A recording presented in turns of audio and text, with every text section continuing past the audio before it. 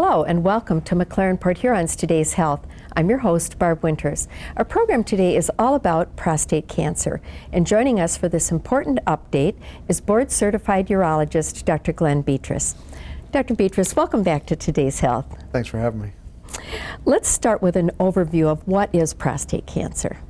Well, prostate cancer is cancer that originates within the prostate. It is the most common cancer in men other than skin cancer.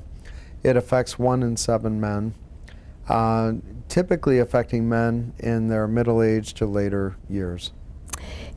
Let's review a little bit the anatomy that goes along with the prostate cancer. Okay, so the prostate is a walnut-sized shaped organ immediately beneath the bladder. So here's the bladder.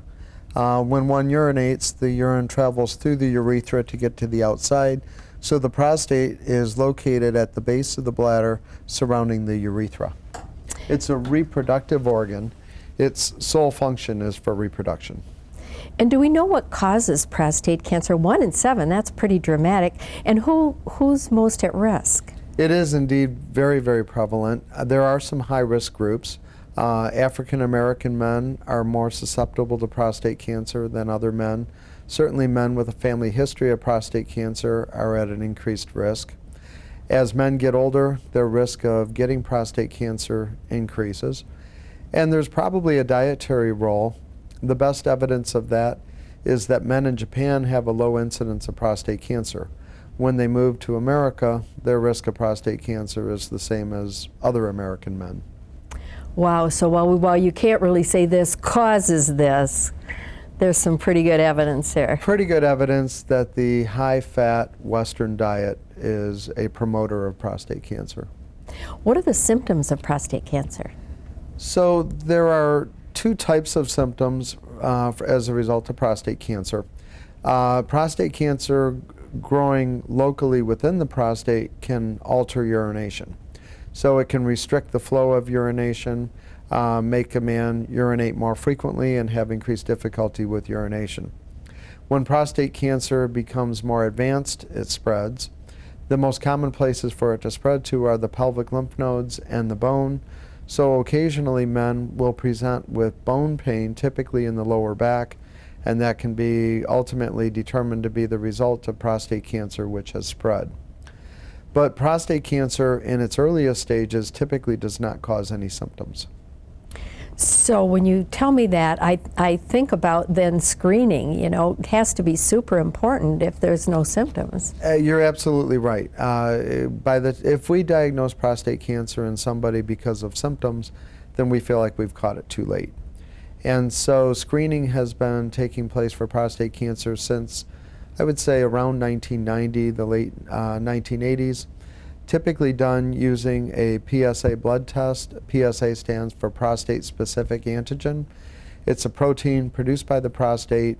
It can be measured in the bloodstream, and when the amount of PSA in the bloodstream is increased, that means that prostate cancer is more likely. The other screening test, of course, is a digital rectal examination. So is it the recommendation then that men over 50 should be screened by having a PSA? It's an interesting question. It would have been a very easy question to answer a few years ago, because for decades the American Cancer Society has recommended that men between the ages of 50 and 70 have an annual PSA test and digital rectal exam starting at age 40 in high-risk groups, namely African American men and men with a family history of prostate cancer. But in the last several years, the waters have become somewhat muddied by a task force that's called the U.S. Preventive Task Force. It's a branch of the government that makes recommendations with regards to screening tests. And they have actually begun to discourage PSA testing. So now we've got one governing body advising in favor of PSA testing, another discouraging it. So where does that leave physicians and patients who, you know, want to do what's best for their health? I would say, without question, physicians continue to believe that PSA testing is important. Urologists in organized medicine have been on Capitol Hill fighting that recommendation. We believe actually very strongly, because those of us that have done this long enough remember the days of diagnosing people with advanced prostate cancer, too advanced even really to treat. And we know that the frequency of that has decreased significantly over time as a result of PSA testing. And quite frankly, we don't want to go backwards. Okay, well, we are going to talk lots more about prostate cancer, but first we're going to take a break.